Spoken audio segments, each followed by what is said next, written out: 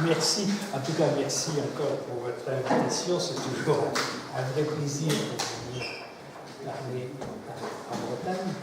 La fonction heuristique de la comparaison et de l'étude des autres cadres de lutte humanitaire est toujours très très intéressante, à la fois pour la compréhension, au niveau strictement, intellectuel, académique, mais aussi pour ceux qui sont engagés dans la lutte, peut-être aussi pour en tirer des enseignements et clarifier leurs perspectives.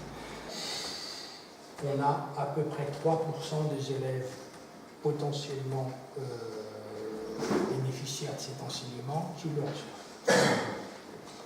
Un chiffre extrêmement précis par département, etc. Il y a un dossier très complet. 3% de la population scolaire potentiellement concernée qui reçoit cet enseignement censément national. Les textes sont très clairs, ça doit être étendu à l'ensemble du territoire national. Bon. Et bien entendu, ça pour nous c'est passionnant, ça montre bien l'inanité, mais ça a une signification politique fondamentale, immédiate. Bon, vous, spécialistes du domaine breton, vous allez parfaitement comprendre, parce que l'inspiration est française en réalité. Hein, on voit à la charte européenne, il est vraiment français. La réalité, c'est quand on regarde ces chiffres algériens, 90% de ces élèves qui reçoivent un enseignement facultatif de langue berbère, primaire, collège, secondaire, et un lycée, 90% sont en quête de vie. 9,5% dans les Aurès et le reste en territoire algérien. C'est-à-dire que la réalité, au fond, de l'existence d'une base territoriale et régionale, et donc d'un problème territorial, est évidente et flagrante. Et c'est exactement la même chose au Maroc. C'est même pire au Maroc. Pourquoi? Parce que censément, les textes marocains stipulent que ce n'est pas, c'est un enseignement obligatoire. Or, les chiffres officiels, les plus récents, donnent à peu près 12% des enfants potentiellement concernés qui reçoivent un enseignement. Moi, j'ai les chiffres internes de l'éducation nationale marocaine. Ça, c'est les services de renseignement RR qui fonctionnent bien, qui sont plutôt du côté de 3%. Bon. Et les responsables, les plus hauts responsables, qualifiés comme le recteur de l'IRCAM avec Bocous, Gilbert Bérizan émérite d'ailleurs, reconnaissent que ce enseignement est un échec. Et en fait, quand on regarde la répartition géographique, c'est là aussi exclusivement ce qui existe, c'est exclusivement les zones berbérophones, essentiellement de Manchoué.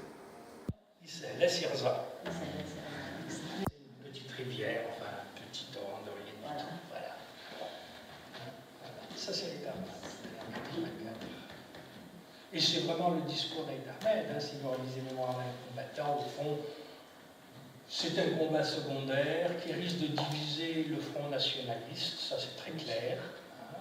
Cette idée de diviser le front national anticolonial est présente. D'ailleurs, les berbéristes du mouvement national, vous savez qu'il y a eu la fameuse crise berbériste de 48-49, très amusant d'ailleurs, le rôle de la diaspora est fondamental. Le seul moment où, politiquement, avant l'indépendance, la question a été posée, c'est encore en émigration. Pourquoi? Parce que la fédération émigrée de France du MTLD, donc l'ancêtre direct du FLN, était à 40% des villes. À l'époque, l'émigration jusqu'en 62 était très majoritairement de villes, l'émigration algérienne. Les espaces d'usage et les fonctions tringo-berbères sont en évolution constante. Moi, j'ai connu Montéfilis, ça a marqué engagé, j'ai connu Montéfilis, il n'y avait pas la radio, il n'y avait pas la télé, il n'y avait pas l'électricité, il n'y avait pas le courant, donc j'ai connu, certains d'entre vous peut-être ont connu en Bretagne intérieure il y a fort longtemps, les veillées avec les contes, les vieilles grand-mères, les grands-mères, les tantes, bon c'est tout, maintenant vous allez dans une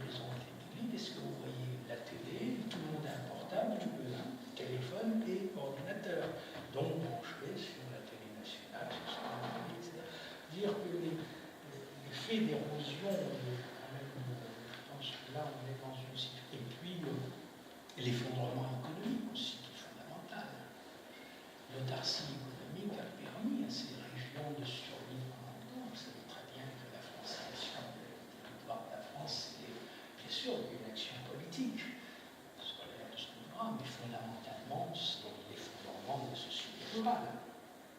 C'est très net en Occitanie, c'est très net en Provence. Hein. C'est l'effondrement du monde rural et l'urbanisation sur Marseille et la vallée du Rhône qui fait que le monde rural se vide et perd de sa substance, et donc sa base démographique. Et moi, je ne suis pas loin de parier, moi j'ai des amis marocains qui sont tout à fait d'accord avec moi, que par exemple, la politique marocaine qui nous a étonnés d'aller jusqu'à reconnaître un statut de langue officielle, elle se fonde sur cette analyse-là. Au fond, le monde rural berbère est anthropologiquement moribond. Donc il n'est plus un enjeu. Il est intégré. Tant que vous aviez, comme encore dans les années 60, des rifins capables de prendre les armes contre l'armée du roi, hein, avec plusieurs milliers de morts, ça veut dire là vous avez encore une organisation tribale, des solidarités tribales, un réseau qui fonctionne sur des bases non étatiques. Et après tout,